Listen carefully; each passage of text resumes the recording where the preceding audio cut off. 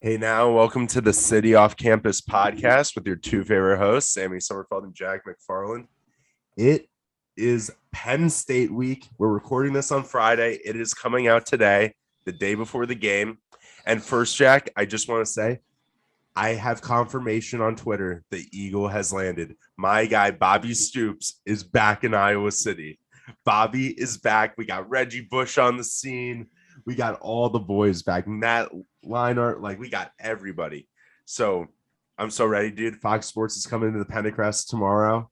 Going to be a madhouse. Not game day, which that's a whole other debate. I've actually heard some rumors that basically ESPN just fucked up with their booking plans. They didn't save a block of rooms this weekend, and then they were fucked. They couldn't do anything.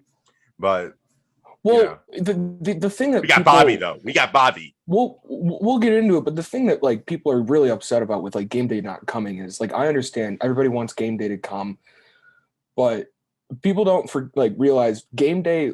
First off, the Hawkeyes got game day in Ames. That was because of Iowa. Yeah. And they brought Ashton Kutcher. They brought Iowa. Yeah. Right. They brought the big black tractor. They had everything going for the Hawks. We had game day. I'm not fazed that we didn't have it. Fox owns the rights. ESPN wouldn't compete. And they're gonna go hang out. I think they're doing some SEC game, I think, this week. I don't really care. No, they're doing Texas, Oklahoma. So they're doing so SEC, correct. So either way, I really don't care. We have the I wouldn't even call it the minor league game day because I feel like they're the UCF of the game day shows, Yeah. They have some hype, but they don't have a lot of credibility. They don't have the sting. They don't have the sting. Right. But I do have to say, in terms of former players and stuff doing a game like that, and a coach and stuff, they have credible people doing it. Yeah. And they don't have Lee Corso senile ass rambling. And thank God Urban Meyer's not on this set anymore, because who knows? Urban Meyer would be wrecking Iowa City this weekend. So who knows? But how long do you think it would take Urban Meyer to find a beautiful blonde girl inside of Airliner on a Saturday night? Probably 2 minutes. Oh, I think a minute. Yeah.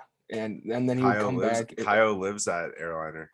Kyle, yeah, I don't think he's going for a Kyle girl. I think he's going for a try it out maybe. But going into this game tomorrow, it's a 3 p.m. kick. A lot of people again are rattled about the start time for the game. Literally, I think 3 p.m. is perfect. You get a sunset, you get the sun, you get everything that you would want from Kinnick, and I don't think there's a better time for this game to be kicked off. We need a 7 or 8 p.m. kickoff. No. Here's why it's perfect. It's perfect because you get the game, day feel to start the game, but the sun's gonna set and it's gonna turn into a night game in the fourth quarter. Right. It's gonna be a Rose Bowl type feel. It's gonna be awesome. Dude, I think back to the Penn State game, our sophomore year. That was a night game. It was freezing because it was late October, but it was rocking.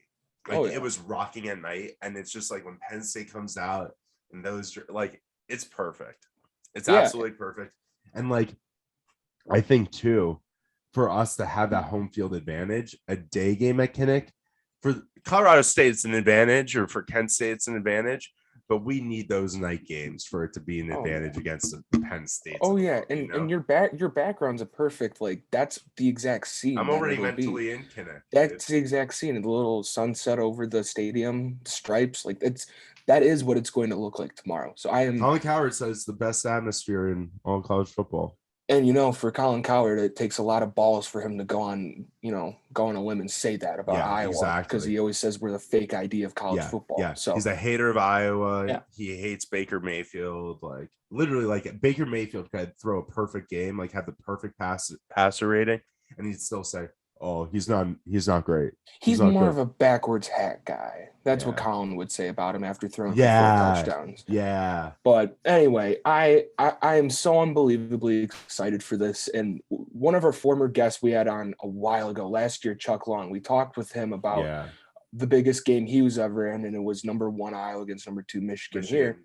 Yeah, 1985. This is the biggest game since. Yep. Yeah, this is the biggest game since 30 years. And that's an unbelievable feeling for Hawkeye fans, because you never really see Iowa in that national conversation. And I think like for the first time, Well, Iowa fans or feel when like we they are, belong. yeah, They or feel when like they we are, they belong there. knock us. The AP poll voters knock us hard. They Mhm. like what I worry about with this game is if we lose, we fall to 8 to 10 or something. Like if it's a close loss, we still fall a lot just because the AP poll voters just hate Iowa. Like they're so like Yeah. Iowa's an elite because they're not an offensive powerhouse, blah, blah, blah, blah.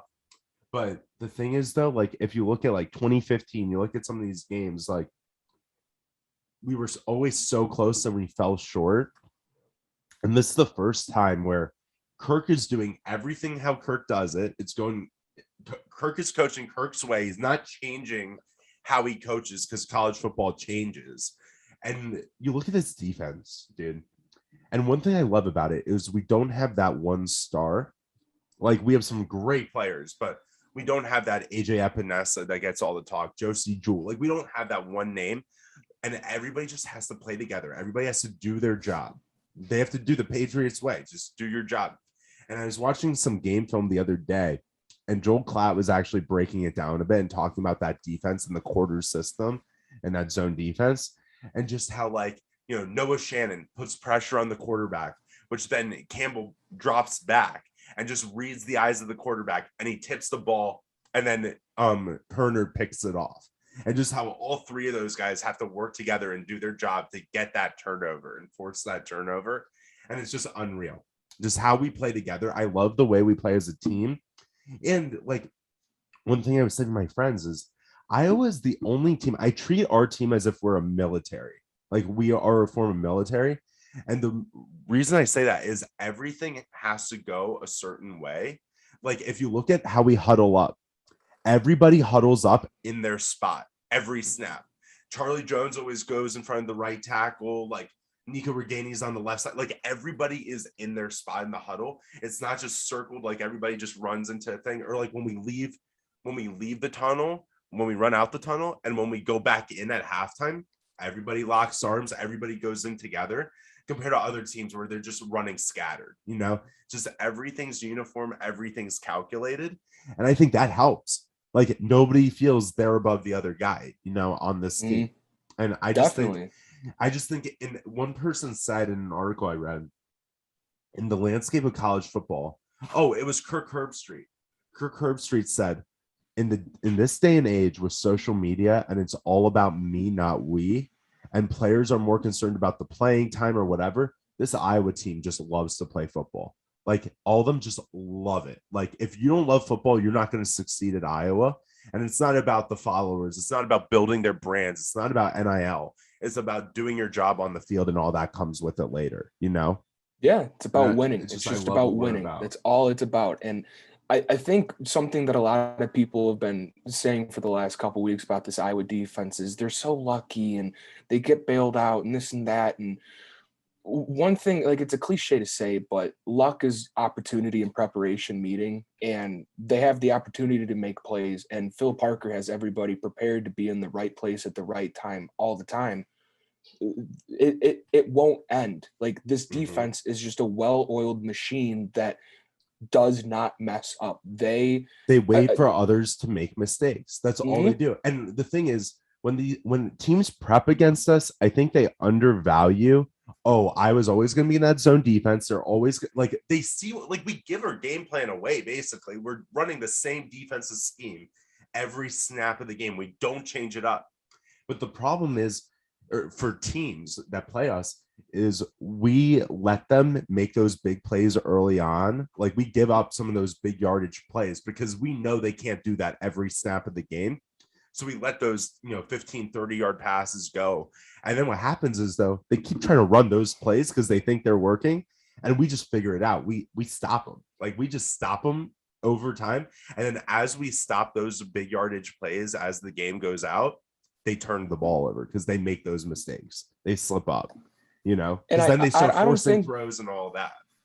And I don't even think Penn State will be that type of team tomorrow. I don't think that they're going to look for any big plays, or I think they're going to keep Sean Clifford in a shell and not allow him to make the mistakes, because you've seen the last 5 weeks. If you allow your quarterback to make the mistake, Iowa will capitalize. And I think they're going to pound the rock a lot. I think it's going to be And a low-scoring game. I do Really too. low I think scoring. my score prediction, and we're getting a little ahead of ourselves. Mine's 13-10, around there. Like, I don't think this game is going to be a lot of points. I think there's going to be a lot of punts. Yeah, I think there's going to be a lot of punts. I think there's going to be a lot of field position being played. Yeah. I think this is going to be like a throwback to 80s football. Like, I don't think there's going to be a whole lot of offense. You'll see tomorrow. I don't think I think both offenses are very similar, but I think Iowa's got a little more ability to make something happen with an explosive play with Goodson and opening that up with the pass game. Yeah. With Penn State, They're relying on Clifford. They rely on Clifford and Dotson, and outside of that, they really don't have a ton. Their O-line's very suspect. Their defense, I mean, it's great. They got a great defense, but they can't. Their defense isn't like our defense. They don't score points. They just get stops.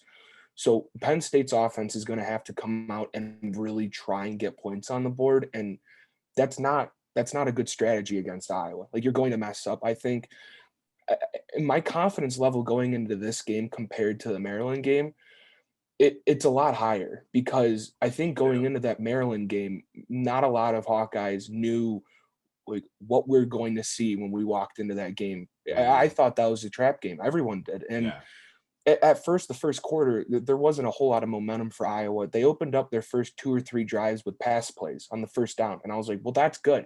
That's what we were hoping for. We wanted Brian to air it out this game. That's a game plan thing. And I like that, because that allows them to run the ball. And you see Maryland in that first quarter, they had a good play. They had a good drive. They tied it up, maybe even took a lead. I don't remember exactly. I was fucking cross-eyed. But after that first drive, you could just see Parker and the defense made those adjustments to where what Maryland found success in, it wasn't there. They were stopping all the short throws. And if you watch some of the game back, because I did, some of the screen plays and stuff they'd run, there were 8 Hawkeyes surrounding that one player. Just the way they were playing the quarters and everything. Like, they just were killing it. Like, they're just like, oh, one guy touches the ball, everybody goes. Like, right. It was unreal. I think Maryland's a little more dynamic offensively than Penn State. Yeah. And that's the athleticism on that team. Yeah. For us to beat that was a statement game for us. Like, people are saying, oh, it's Maryland, but they're wideouts. Everybody was saying they had one of the best wideout duos in the country. Tagovailoa was like killing it, which I just botched the name, but he was killing it. Don't worry about it. Just call him to his brother. I know. But like, he was killing it all year. Like, he only threw 1 interception all season. And like, to me, that was because people were riding high. And that's the thing too, is when you're relying on a quarterback like that, if he fucks up, your team goes down with that fuck up. And that's what we did. We were like, literally their whole concentration was almost like how some teams have played Tom Brady, like the New York Giants in the Super Bowl in 2007. We're like, this team's so unreal and so dynamic that we're going to just try to get Brady to mess up, because if Brady messes up, this is how we win. And that's how they won that Super Bowl. That's how we played them, was let's make sure the quarterback messes up, because if he messes up, we have the game. Like, we're going to be able to score the ball. Like, and it's just now what I'm curious about is more, how does our offense control the possession time and control the flow of the game against this Penn State defense? Because this is the hardest defense we're going to play, other than like if we played Georgia. Like that, this is it, you know? Definitely. And one thing that I think we all have to take a step back and realize is our offense goes against that defense every day in practice, you know? And that's a great bar to hold yourself to and practice against. And that was something we talked about with Ricky Stanzi, where what year is it? 2010, I think that team was. Playing against 2010. Or 2009, 2010. Playing against that defense every day and practicing and getting the best look you can get really prepares you for just about anything outside of, like you just said, Georgia. And if we're going to sit here and say Georgia's like the only team that can give us a problem, I'm cool with saying that, because that means we're playing them in December. So that's like, cool. That's totally fine. I think another thing to think about, and I thought back to last year's game, neither team, Penn State, that was their last loss, is when Iowa walked into Penn State and they beat their ass. But Penn State didn't start Sean Clifford that game. He came in relief last year. Sean Clifford was and he went off after that game. Right. He went off. Will Levis was their guy. He left and went to Kentucky. I think he's better than Clifford, and people are still hyping up Clifford to be that dude. I don't think he's that dude. Like he's a game manager. He's a Penn State quarterback. It's not like he's a world beater. So in actuality, like, yeah, Sam and I have biases, and we should because we're Iowa fans. But all bias aside, this game just looks like an Iowa win. You know, at home, biggest game. The quarterback's not a world beater, and you have to have a world beater to beat this defense. It doesn't look like Penn State has much of a shit's chance in hell because Iowa doesn't beat themselves. They never do. Yep. And they're at home. They know the job at hand. It should be business as usual. I'm not going to hype it up to be anything more than it is because they are just numbers for the media to talk about. You take the numbers away. Let's say it's 2 unranked teams right now. I still like Iowa by a touchdown. And I think what's unusual about this game too is the team is excited about it, but they're not feeding into the hype of it. And I think there's a difference where you can be like, this is a game we worked for. We want these tough competition games. We want statement games, but it's not, oh, we're number 3 in the country, number 4. This is going to be whatever. Like they're not up playing this game for themselves. They're just like, who's the next opponent? It's like the military. It's just, who's the target? What do we have to do to accomplish the mission? Let's get it done and keep moving. And that's how they're treating it. Like I've talked with some of the guys and they're just like so locked in. And like one stat too right now, has the third longest win streak in college football right now. We're at 10 games. Penn State's at 9. They started that win streak the week after playing us. So one thing I'm interested to see too is what their attitude is when they're playing us early this game. If they're trying to force big plays, or if they're going to be trying to kind of match our play style of runs, keep it slow. You know what I mean? I think they'll have to match it because I don't think there's any chance that they can take over in that type of way. I don't think they have the offense to put us on our heels and control the ball against us. I don't think that they have that. And the one game that I watched of Penn State's this year that actually like had me slightly concerned for this game was the Auburn game. And again, that was a whiteout at home against an SEC team. That was a big matchup and test for them. They did great. They won. Yeah. Auburn still moved the ball, and I'm not a Bo Nix guy, but I think this Penn State team has a lot of hype and a lot of people that they want them to be the team that beats Iowa. Yeah, I think people want them to be the team. Oh, definitely. I don't think that happens. But also though too, everybody every year for the last couple of years gives Auburn so much hype when they're always not as good as the hype every year. And it's literally just because they're SEC. I think the Cam Newton effect is there too, where it's just like, oh, they won a national championship 10 years ago now. Like, it's just, and it's so annoying that when people put, like, every year when a Big Ten team plays Auburn or something, they put so much value in that game. I'm just like, that game isn't what, like, just, I look at it as like they're the Michigan of the SEC. Michigan gets a ton of hype every year, and they always fall flat. This is the first year where Michigan has a chance at anything. And I'm still skeptical on Michigan at this point. Until they play Ohio State, I'm not giving them credit. That is, I will say, this is a little off topic, but Michigan is one of those teams right now in the Big Ten where if I had to choose any of the teams that I wouldn't want to play, they are the only one I wouldn't want to play right now because there's just so much we don't know about Michigan. I think we know what we would get from like Ohio State, young quarterback. We can make them make mistakes. Michigan State, they've got a running back. After that, they're really still too new with Mel Tucker there. They're just too new to have that culture. That like the thing with us is our culture is so deep, and people just buy into Kirk, and like that's there. Where if you're not doing this, you're done here. That like when we play those newer coaches, the players don't have the discipline ours have. Like they just don't. Like you can't. Like if you're there for 22 years, like Kirk, what he's built, like you can't match that anywhere else. You know. Except Nick Saban. He's the only guy I think. And the thing is, this has been my hot take, but if we played Alabama, they obviously their talent level is at another level, but Nick Saban and Ferentz come from the same coaching tree with Cleveland, and they've never really had that matchup. And since like, Saban was at Michigan State 20 years ago. And I wonder what that would be like because they run their team similarly in different ways. And so I feel like for Saban's, in terms of a coaching battle, that would be something he would love because they definitely. come from that Belichick tree, similar mentalities. It just interests me so much, but that's looking ahead. But looking ahead, though, actually, for the Big Ten championship, breaking down Big Ten teams I would or wouldn't play. If we lose to Penn State, I want to play them again because I want to redeem that game. That's the only team I'm rooting for the rest of the year. But if we beat them, I don't want to see Penn State the rest of the season. No, that exactly. I can't play them a second time. Next team. The team I'm actually opposite of you. I'd want to play Michigan in the Big Ten championship because Harbaugh just always comes up short. And I just don't think with a new quarterback, he always has a new quarterback. I just don't think that they could do what we could do in the Big Ten. Well, and they rotate two quarterbacks right now. And that's what I'm saying. The old saying is if you have two quarterbacks, you don't have one. So and the other thing too, though, is I feel like that Michigan State Iowa 2015 Big Ten championship left such a sting on this Iowa. That Ferentz, if this is his last opportunity ever to get back here, he's not blowing it. No, definitely not. And I think we've seen time and time again, this team just shows up and, like you said, in a very military sense, they get the job done. I don't think this week is going to be any different.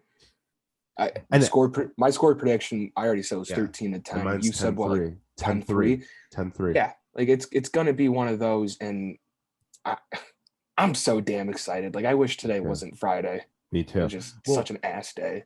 And the other thing, though, before we kind of wrap it up with Iowa is, I don't know if you've watched Ferentz's press conferences lately, but Ferentz is, like any coach is always saying we need to improve. But he was saying, I think even last week, like he showed a little bit more excitement after the win last week because he should give those guys credit and let them enjoy it a little bit more and savor a win like that because of their preparation. But every other game, like the Indiana game, everything, he's like, great win, but I still don't know who we are yet. I don't know our team identity. And that was even when we were ranked 5. Like when he's saying, I don't know our team identity and he's not giving into it, that showed me like he is leading this team how we should be led right now. Ranking doesn't matter. He kept saying, we're 5 games into the year. We're 6 games into the year. Ranking has no impact now. It has no impact. It's just another step along the way because the next week we could fall and then we're out of everything. We got to win. It's 1-0. Like people have been tweeting. It's a 1-0 week. And so what I'm excited about too is this win allows us then to go into the rest of the season with, okay, it legitimizes to those guys we are something by beating Penn State, but now we have to finish the job and get to that Big Ten championship. And that will be the goal. And I think it's like Iowa basketball last year. They were just so set on a Big Ten title. They fell short.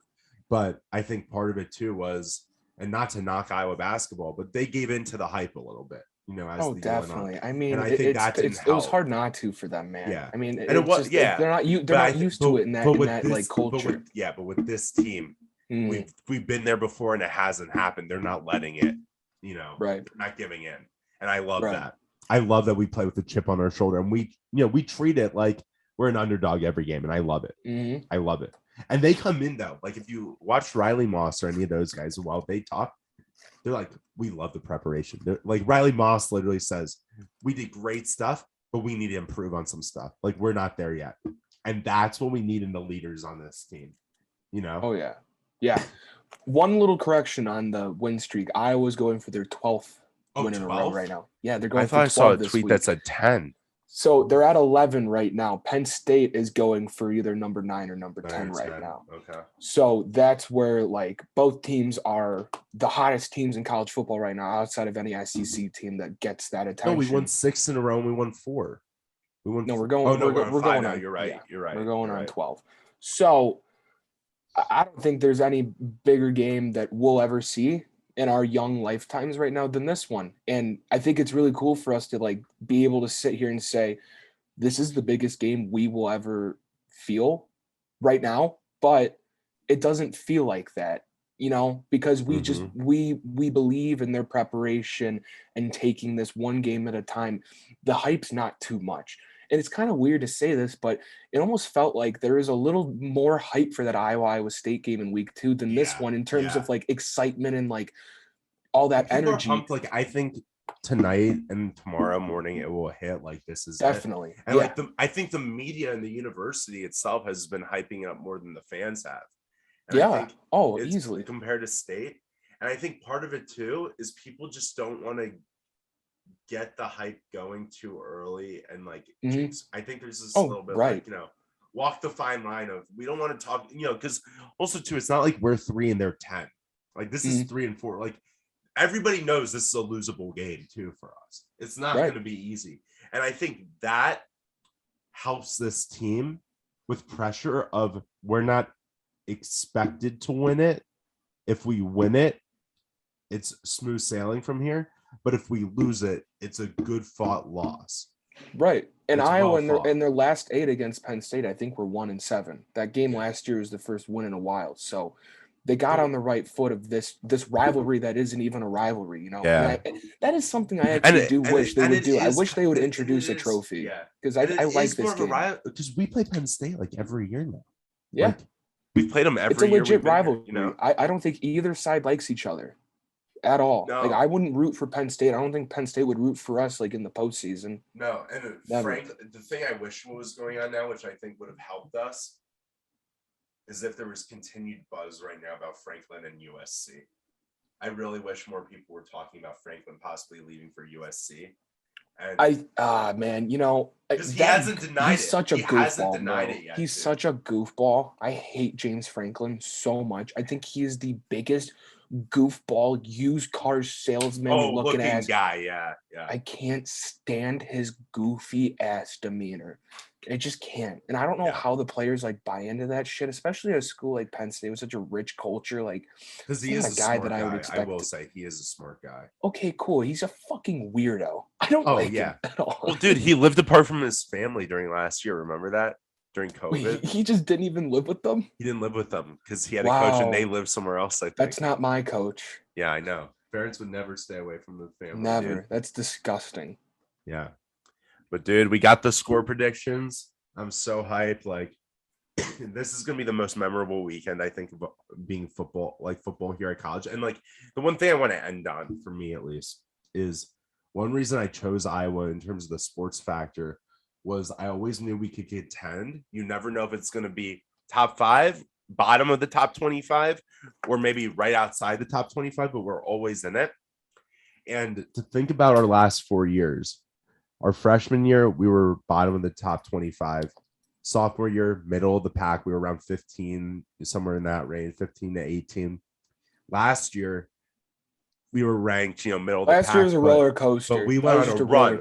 We went on a run where if that was a full year, if we went like 10-2, we would have made a New Year's 6, because we went undefeated those last 6 games. And this year, it's just like the peak. Like we were at the peak. And the thing is, I almost want to stay a 5th year because almost everybody's coming back next year. And it's just like, what could this team be next year? Yeah. It's just, and with some of the young talent they might bring in from it's just like, it's so fun, dude. And it's just like people always have given me shit. Like we don't bring in 5 stars, fans of the SEC, some of these ACC schools. I'm like, those are the guys who are all about me. We get the 5 stars that are about we. And like, they know you're sitting a year, you're developing, and they come out monsters. The Tristan Wirfses, the Tyler Linderbaums, the Goodsons, where Goodson sat a little bit freshman year, but they were like, throughout the year, you get another carry, your talent, you earned a spot. Like, I just love our culture of development, make you earn it. And when you come onto a starting spot, we can trust you and you're reliable. Like, I've never felt that there are guys in our offense, except for Petrus last year, that were really like weakest links. I always felt like we had guys that could do their job, Yeah. And some college teams have huge cliffs that, certain players just fall off. So it's just, to build off what you just said about we don't get 5 stars. Interesting little thing right here. Kirk Ferentz and Phil Parker are going to Southeast Polk tonight to go look at Xavier Nwankpa and Kane Proctor. I think we've got Xavier. I do too, but I think that just shows like where Iowa is able to contend with Notre Dame, Ohio State, Clemson, LSU, whoever the fuck for a DB. And all these schools love to call themselves DBU, DBU. we're keeping This a was kid the in state, year. Yeah, this right? was the year to get him too. It's like And that for and him that to see the ball shows, hawking defense we have, he's like, oh wow, like I can put on some highlights for NFL teams here. Like, and Proctor, it's like, dude, you could beat Tristan. You know, he gets the Wirfs comparison, but Wirfs, Linderbaum, Scherf, like so many of these guys. But I see some Penn State fans outside my window. the thing though, too, though, is I feel like if we get this guy, we might be able to get 1 or 2 more 5 stars out of state. Yeah, you know, with this run we go on. It's what Iowa has done these last 18 months has flipped the script on what people think of Iowa football in terms of, they always say they're this old school, they don't do a whole lot of pretty flashy things. You don't need to, you know, if it's not broke, don't fix it. And that's how Iowa's been. And we're top 5 right now. I'm not going to say we're number 3 because we're top 5. Numbers don't really matter. And we're able to contend with 5 stars when people always say we don't. Yep. We have the culture, we have the ability, we have the coaching to get 5 stars. If we don't, but I love the grittiness of our guys, you know? dude. I like, yeah, we don't need them, dude. Like, that's what I love is I love the complimentary ones, like the AJ Epinezas. Like, he was a 5-star. Like, we had him on the defense, but did we need him? No, we could have developed a 3-star to be in his spot. Like, look at our D line, dude. Like, people were so worried we weren't gonna have a dude. And now everybody's just like, they're all monsters. Yeah, it's a unit. Like, it's just like, a wolf pack. Yeah. Like Van Ness developed, which I was shocked how well he's played. He's been getting sacks this year. Mm-hmm. Noah Shannon's been doing what I thought he'd do. I love watching him play Van Valkenburg. Like, dude, like, we got dudes. Yeah, like Jack Campbell. Dude, Campbell's the best linebacker I've ever seen. Period. Yeah. Legit. He's Iowa, so smart. He's always in the right spot. Like, dude, he's got fumbles. He's got, you know, I love this defense. He's a mutant. Yeah. It's we could go on for days talking about this. And this is the game. I'm like, if we need a touchdown for this game, I want Charlie Jones to run one back. This would be the game to do it, dude. I'm calling it now. This is your bold prediction right now. This is my bold prediction. Charlie Jones gets the touchdown this game. I like that. I think that, like, because that would cap a play like that. You can't, if you're an away team playing in that type of environment and you get a return for a touchdown, you can't come back from that. Yeah, you and know, Torrey Taylor gets at least 2 balls within the 6-yard line. Oh yeah, he'll pin him. At least pin him right in the coffin. Don't even worry about it. I can't wait. Business as usual. Dude, I love watching Torrey just letting them fly, dude. Like, this it's an art. Team, Sam. This team. It's just. And to see national commentators now drool over us, I'm just like, blessed. finally. Blessed, like, man. Yeah, it's great. I got nothing else, man. I'm damn excited. I'm just this got me even more hype. Yeah. Well, everyone that's listening, if you're not going to the game because you don't have a ticket, I mean, I understand. They're like $1,000 to get in. So, like, and don't get like scammed. Like, there's a bunch of people paying for online tickets and they don't get their tickets. Don't be an idiot. Like, go get a physical ticket if you can, because you'll probably get scammed otherwise. This is the type of game to get scammed at. But yeah, like, enjoy yourself. Who knows if we'll ever have a weekend like this again. So let loose. Like, this is what college is about. It's so cool that we get to be a part of this national conversation where the eyes of the nation get to look down on Iowa City for this game. It's really cool. It's a really cool opportunity. But for everyone listening, get drunk this weekend responsibly. Not the same time, same place. We'll see you guys later.